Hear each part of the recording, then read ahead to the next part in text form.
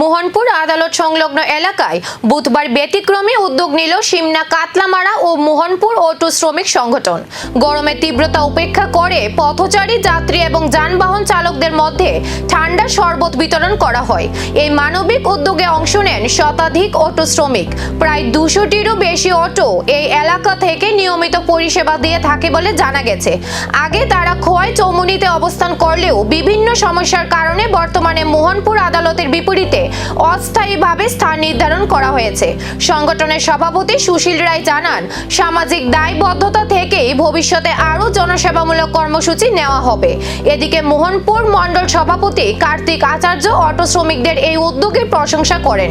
আলোচনার মাধ্যমে ভবিষ্যতে একটি স্থায়ী অটো স্ট্যান্ড গঠনের পরিকল্পনাও রয়েছে বলে জানা গেছে।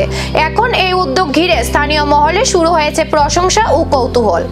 আমরা আজকে এখানে উদ্যোক্তা হইল যে আমরা কাতলামারা মোহনপুর যে অটো রিক্সা সংঘ থেকে আমরা এখানে জল শরবত খাওয়ানোর একটা প্রোগ্রাম করছি।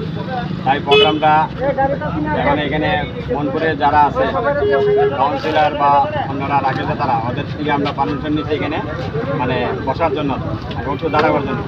কারণ আমাদের আগেও পরিচালনা ছিল, ওইখানে একটু ডিস্টার্ব ওর জন্য আমরা এইখানে জায়গাটা আমাদেরকে দিয়েছে। তাই এই উদ্যোগটা নিয়ে আমরা এখানে জল শরবত খাওয়ানোর একটা প্রোগ্রাম করছি। পরবর্তী সময় আমরা আরও অন্য একটা চিন্তাধারা আছে অন্য কিছু করার জন্য, যাতে আরেকটু সমাজের জন্য। কতগুলো গাড়ি থাকবে এখানে? গাড়ি থাকবে আপনার প্রায় আমরা সিমনা কাতলামারা মোহনপুর অটো আছে 200-র মতো, প্রায় 200। সবাই তো এখন থাকতো না, রানিয়ে থাকবে আর কি।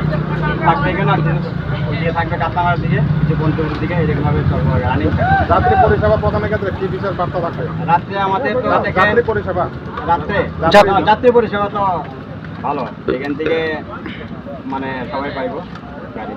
আপনার পরিচয়টা? আমার নাম সুশীল রায়, আমি প্রেসিডেন্ট। ঠিক আছে দাদা। গরমের মাঝে স্বস্তির বার্তা। মোহনপুরে অটো শ্রমিকদের এই উদ্যোগ এখন প্রশংসার কেন্দ্রবিন্দুতে।